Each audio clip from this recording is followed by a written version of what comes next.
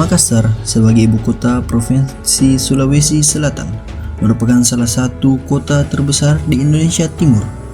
Sebagai pusat ekonomi, pendidikan, dan budaya, kota ini memiliki jaringan jalan yang menjadi tulang punggung transportasi masyarakat. Namun, jalan-jalan di Makassar memiliki ceritanya sendiri, dari hiruk-pikuk kendaraan hingga keunikan budaya yang terpantul di sudut-sudut kota. Untuk membuktikan kejadian langsung bahwa kepadatan roda 4 di Makassar, kita akan terhubung langsung dengan Ahmad Maulana di lapangan. Terima kasih Ahmad Tasari di studio. Saya Maulana di lapangan mengabarkan bahwa akibat banyaknya kendaraan bermobil yang tidak bisa dibatasi jumlahnya, maka akan mengakibatkan kemacetan di suatu daerah, dan banyaknya polusi udara akibat kendaraan roda 4 tersebut menggunakan bensin atau banyak yang belum menggunakan seperti inovasi-inovasi yang disebutkan oleh perusahaan. Baik, inilah fakta di lapangan yang saya bawakan. Saya kembalikan ke Ahmad Tasari di studio. Terima kasih kepada saudara Ahmad Maulana di lapangan. Itulah tadi fakta yang terjadi di lapangan, bahwa kemacetan terjadi akibat kepadatan kendaraan roda 4 yang tidak bisa dibatasi. Sekian info dari kami, kita lanjut ke materi selanjutnya. Setiap tahun, Makassar menghadapi musim hujan yang membawa dua masalah besar, banjir dan kemacetan. Saat air mulai menggenang, jalanan macet, dan waktu terasa terbuang begitu saja. Banyak berusaha bertahan, tapi masalah tak kunjung selesai. Makassar, ibu kota Provinsi Sulawesi Selatan, telah berkembang pesat menjadi salah satu pusat kegiatan ekonomi, pendidikan, dan pemerintahan di Indonesia bagian timur. Namun, seiring dengan kemajuan ini, muncul permasalahan yang semakin mendesak, yakni tingginya jumlah kendaraan bermobil yang terus bertambah tanpa kendali. Fenomena ini tidak hanya berdampak pada kemacetan lalu lintas, tetapi juga pada kualitas udara yang kian memburuk akibat polusi dari kendaraan. Maka, kini beberapa perusahaan mobil menciptakan inovasi yang dapat mengatasi masalah tersebut. Inovasi dan kualitas adalah dua konsep yang saling terkait erat dalam dunia bisnis dan industri. Inovasi adalah proses memperkenalkan ide-ide, metode baru, atau produk baru untuk meningkatkan efisiensi, efektivitas, atau nilai tambah. Sementara kualitas merujuk pada tingkat kepuasan pelanggan terhadap suatu produk atau jasa, yang biasanya diukur berdasarkan keandalan, daya tahan, fitur, dan kinerja. Hubungan antara inovasi dan peningkatan kualitas adalah saling menguntungkan. Inovasi mendorong perusahaan untuk terus meningkatkan kualitas produk atau jasa mereka, sementara kualitas yang tinggi akan memberikan dasar yang kuat untuk inovasi lebih lanjut. Perusahaan yang berhasil adalah perusahaan yang mampu menggabungkan kedua elemen ini secara efektif.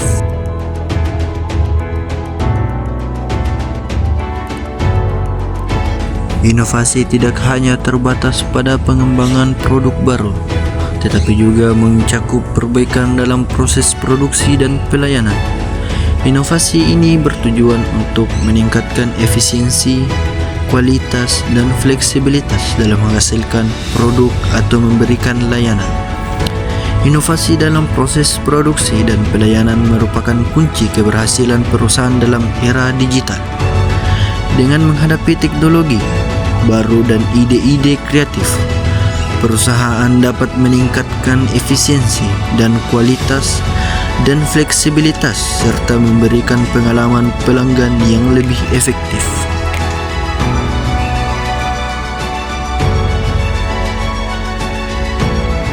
Perkembangan teknologi telah membawa angin segar dalam dunia manajemen kualitas. Teknologi tidak hanya menjadi alat bantu, tetapi juga menjadi pendorong utama dalam meningkatkan efisiensi, akurasi, dan efektivitas dalam menjaga kualitas produk atau jasa. Teknologi baru telah mengubah lanskap manajemen kualitas, Dengan memanfaatkan teknologi ini, perusahaan dapat mencapai tingkat kualitas yang lebih tinggi, meningkatkan efisiensi, dan mendapatkan keunggulan kompetitif. Namun, perusahaan juga perlu mempertimbangkan tantangan dan risiko yang terkait dengan adopsi teknologi. Berikut adalah beberapa inovasi dan kualitas suatu produk yang diproduksi oleh beberapa perusahaan.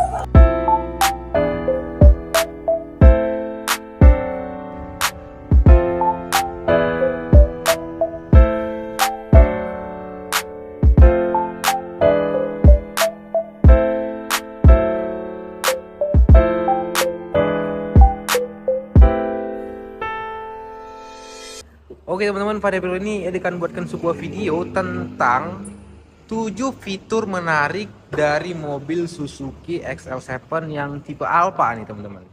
Ya, 7 fitur menarik dari Suzuki XL7 tipe Alfa. Sebenarnya lebih dari 7 ya, tapi kita buat cuma 7 aja pada video kali ini.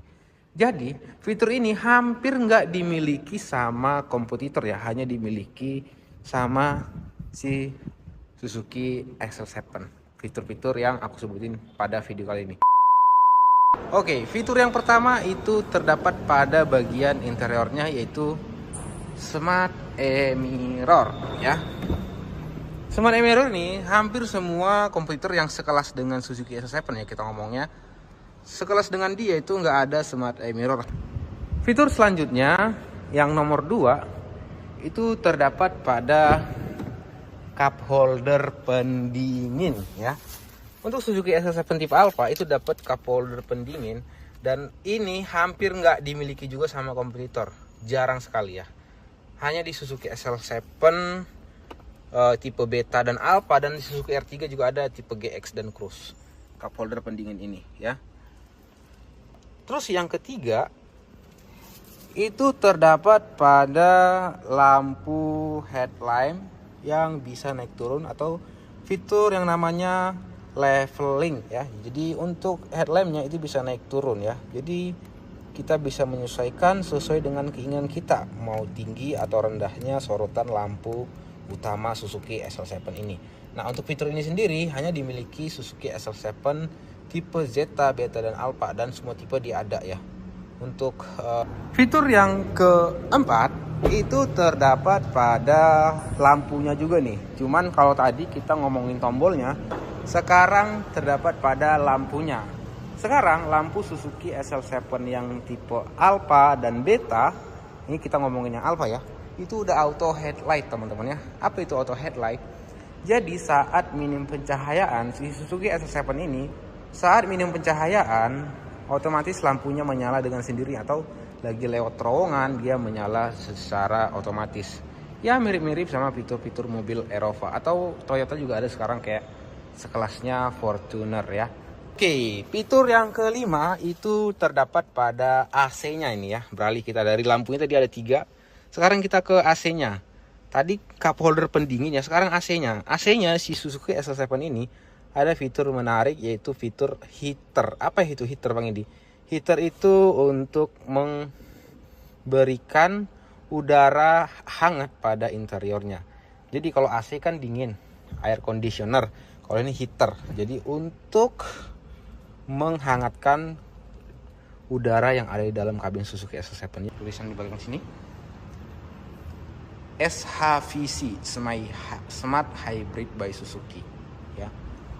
Fitur ini menarik. Kenapa? Untuk hybrid di kelas Suzuki atau kelas SUV seperti XL7 itu hanya dimiliki si Suzuki XL7 di kelasnya ya. Bisa teman-teman bandingin dengan brand lain ya. Ini adalah Mazda CX-60 Pro dan harganya 799 juta alias hampir 400 juta lebih murah daripada saudara yang pakai mesin 3300 cc. Bedanya apa aja? Ini adalah versi lebih terjangkau atau lebih affordable dari si CX-60. Ya, memang dia beda dengan yang versi 3300 karena dia pakai mesin 2500 cc Skyactiv non turbo. Cuman ada cumannya nih yang lucunya nih. Jadi kalau 2500-nya Skyactiv yang dipasang di CX-5 atau CX-8 itu dia pakai transmisi atau pakai gearbox sekitar 6 speed. Untuk si CX-60 ini dia pakai gearbox 8 speed. Dan kode transmisinya juga beda karena dia posisi engine-nya kalau biasanya dia taruhnya dia transversal, atau melintang, sekarang dia taruhnya membujur. Sama persis kayak mesin 3300 cc-nya, inline 6-nya si CX-60 yang versi atasnya.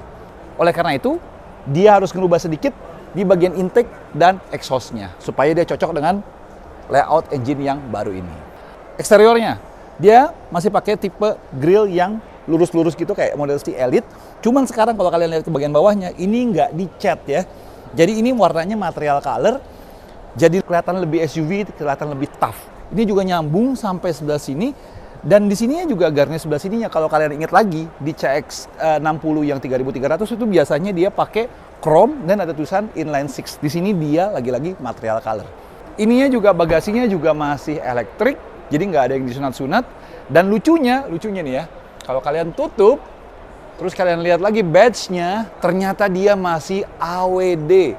Jadi CX-60 ini, biarpun pakai mesin 2500 dengan gearbox 8 speed, dia masih mempertahankan konfigurasi AWD-nya. Jadi nggak jadi front banget. Satu, trimnya jadi hitam semua, biarpun masih tetap pakai soft touch ya. Semuanya, di sini juga jahitannya dia pakai kayak bronze ya, kayak tembaga gitu. Warna-warnanya semua juga masih empuk. Ininya tuas-tuasnya juga masih sama percis.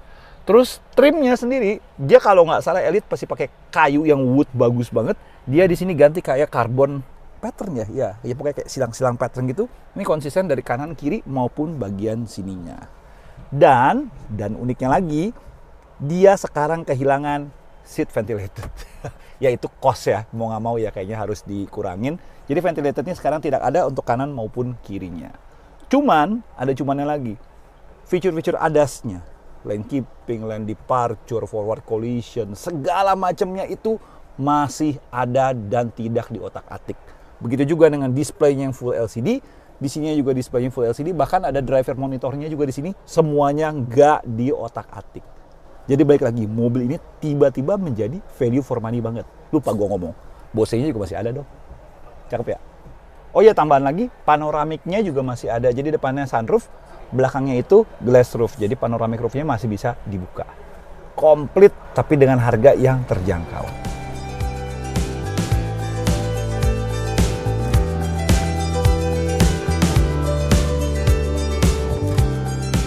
Ya, kita sampai pada kesimpulannya sih CX-60 Pro. Jadi ternyata ya dengan konfigurasi mesin yang lebih tepat dibandingin mesin 3300 inline-nya, harganya bisa dipotong jauh banget. Gue curiga malah kayaknya pajaknya dia 100 juta. Mazda CX-60 Pro ini, dia tampil dengan tampilan masih 60, dia stance-nya bagus, dia kelihatan mahal, dia kelihatan mewah. Fitur-fiturnya juga tidak banyak berkurang. Fitur safety-nya, fitur ADAS-nya, dan convenience-nya semuanya juga masih mirip-mirip dengan si kakaknya yang memiliki cc lebih besar. Cuman memang ya, performa engine digabungkan dengan gearbox-nya yang 8 speed ini bikin kita semua penasaran. Rasanya di jalanan seperti apa? Apakah underpower atau apakah cukupan saja? Kayak kita harus pinjam untuk test drive lebih jauh. Oke, mungkin sekian itu aja video kali ini.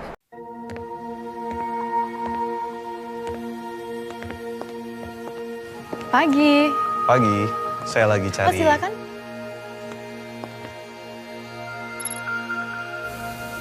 Ini Almas. Ini Wuling New Almas RS.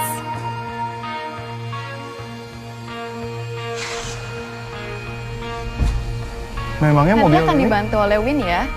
Halo Wuling. Halo.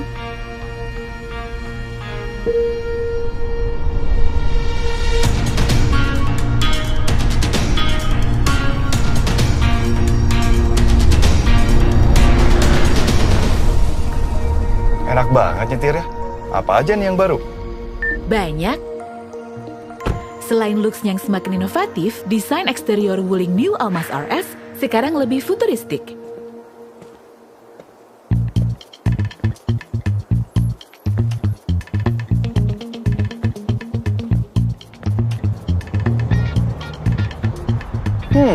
Bagus interiornya.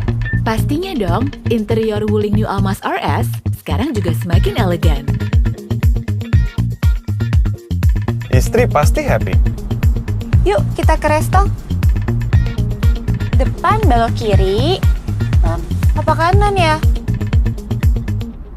Kamu juga bisa minta tolong buat cari jalan pintas ke resto favoritmu. Halo Ling.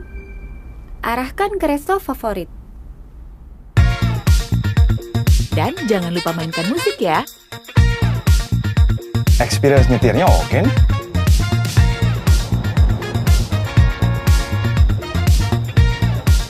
lagi nyetir Wuling New Almas RS, kamu bakal merasakan unlimited comfort yang bisa membuat setiap journey jadi jauh lebih nyaman. Nice.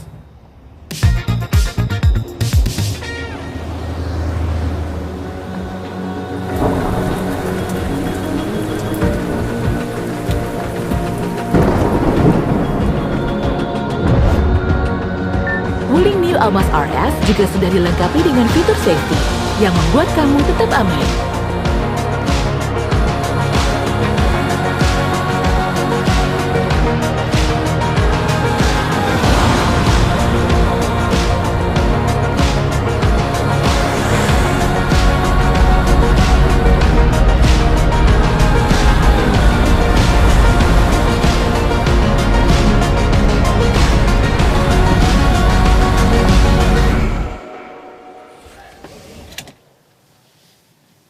Jadi gimana, Pak?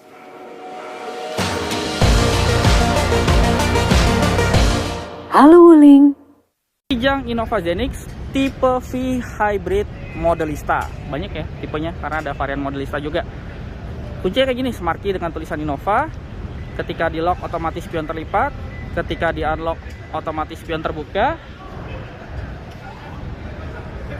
Grillnya tetap mencirikan ribbon facelift ya, yang kayak Toyota Tundra ataupun Hilux. Untuk detail headlamp ketika mesin dinyalakan, ini varian hybrid ya. Kalau baterai mencukupi, nggak langsung nyala mesinnya. Lampu kecil dia LED titik di sisi dalam, lampu utama multi reflektor LED, lampu jauh dia nyorotnya dari klaster dalam, lampu sein bohlam di sisi dalam. Jadi agak beda sama tipe G ya. Tipe V tapi tetap nggak dapat DRL dan fog lamp, itu cuma tipe Q. Ini ya body kit modelistanya dengan tulisan Modelista di sini. Untuk mesin ini yang spesial dari varian hybrid, dia output totalnya 186 PS. Untuk mesin bensinnya sendiri outputnya agak diturunin ya, dia 152 PS 2000 cc 4 silinder biar lebih irit ya. Untuk motor listriknya 113 PS. Torsinya mantap, motor listriknya torsinya 206 Nm. Untuk torsi mesin bensinnya 187 Nm. Untuk rong mesin dia sudah dicat, ABS di sini, kap mesin juga sudah dicat dan sudah ada perdam.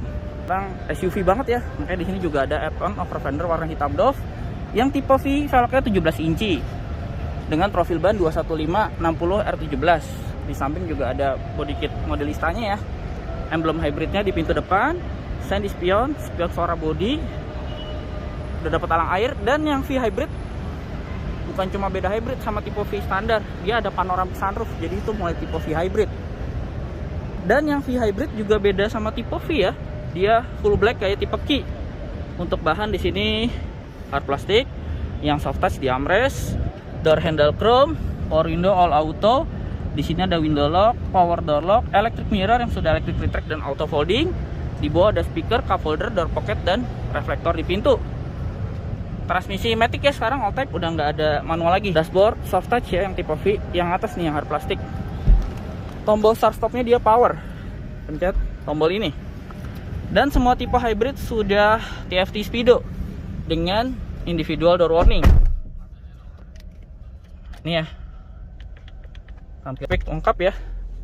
Head unit juga yang tipe V lebih besar dibanding tipe G. Ada pengingat tanggal ganjil genap, ada Android Auto, Apple CarPlay. Ini juga sekaligus layar untuk kamera mundur. Ya, AC auto climate. Untuk pengaturan suhu, paling dingin 18, paling panas dia bisa sampai 32 derajat Celcius. Ini ya yang mantap ya, dia ada panoramic sunroofnya mulai tipe V hybrid. Ini posisi kaca terbuka maksimal. Di sini ada lampu baca, spion tengah, auto dimming ya, mantap. Sun visor sisi driver juga lengkap dengan vanity mirror dan lampu. Itu juga di belakang kursi penumpang depan. Di sini juga ada hook ya, maksimal 4 kilo. Ada rear seat entertainment juga yang bisa diatur sudutnya kiri kanan ya. AC belakang sekarang pengaturan dari sini bisa diatur ya, speed fan-nya bisa di set auto, cuma suhu belum bisa diatur terpisah. Di bawah ada USB nih untuk charging, 2 buah Type C. Flat floor ya, karena sekarang penggerak depan. Serta ini layout dari dashboardnya. Di sini juga tadi ada untuk pengaturan brightness dari ambient light. Ambient lightnya ada di atas ini. Di sini ada lampu baca, ada kisi AC untuk penumpang baris kedua, hand grip sini mode dari track dengan hook, seat belt di sini yang masih kelihatan tonjolannya, headrest tiga-tiganya adjustable, dan mulai tipe V ya, ada armrest dengan 2 buah cup holder. Jok juga ISOFIX. Untuk kursi sliding ya, dan slidingnya ini jauh. Karena untuk akses ke belakang sekarang pakai model sliding. Slidingnya sekarang dari tuas di sini. Untuk akses ke belakang dari sini sliding. Di baris ketiga dia ada akomodasi cup holder 2 buah, tempat penyimpanan, power outlet, seat belt di sini rapi tertutup cover. Nah yang nanggung hand grip nih baris ketiga, nggak retract juga kayak Reborn. Kisi AC untuk penumpang baris ketiga juga posisi agak ke depan ya. Di sini ada lampu baca, ada seat belt 3 titik untuk penumpang tengah baris ketiga karena didesain tetap buat bertiga. Ada headrestnya masing-masing. Pelipatan 50-50, duduk di baris ketiga. Ini kalau lagi mundur ngepas ya. Tapi baris keduanya lega banget. Di kanan dia ada 2 buah cup holder, tempat penyimpanan. Di sini ada seat belt untuk penumpang tengah. Baris kedua, ini tadi ambient light-nya.